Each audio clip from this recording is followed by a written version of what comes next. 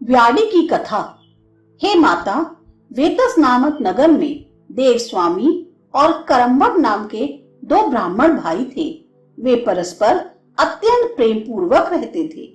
उन दोनों में एक का पुत्र यह इंद्रदत्त और दूसरे का पुत्र व्याड़ी नामक मैं हूँ।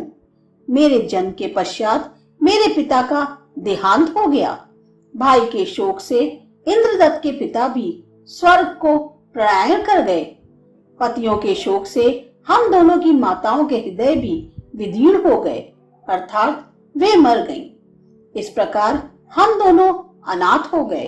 धन होने पर भी विद्या प्राप्ति की अभिलाषा से हम लोग तपस्या द्वारा स्वामी कार्तिक को प्रसन्न करने गए।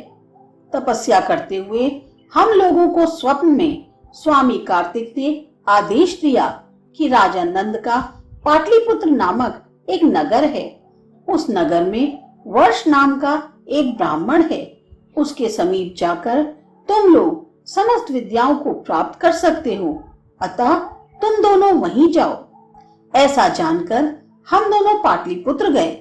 वहां पूछने पर ज्ञात हुआ कि यहाँ वर्ष नाम का एक मूर्ख रहता है। ऐसा आश्चर्यजनक समाचार लोगों ने दिया।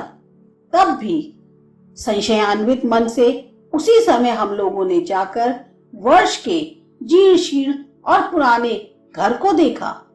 वर्ष का घर चूहे के बिलों और संधिविहीन भित्तियों के कारण टूटे फूटे छप्परों से भी हीन ऐसा लगता था मानो आपत्तियों का जन्म स्थान हो।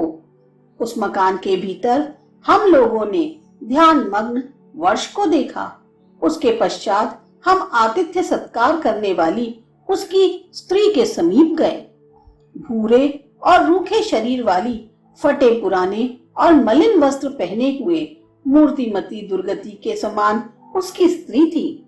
उसकी पत्नी को प्रणाम कर हम लोगों ने अपने आने का कारण और समाचार कहा और यह भी कह दिया कि सारे नगर में आपके पति मूर्ख रूप में कुख्यात हैं। हमारी बातें सुनकर वर्ष की पत्नी ने कहा, पुत्रों, तुम मेरे पुत्र के समान हो। तुमसे लज्जा या संकोच करने की क्या आवश्यकता है? ऐसा कहकर उस पतिव्रता ने हमें यह कथा सुनाई।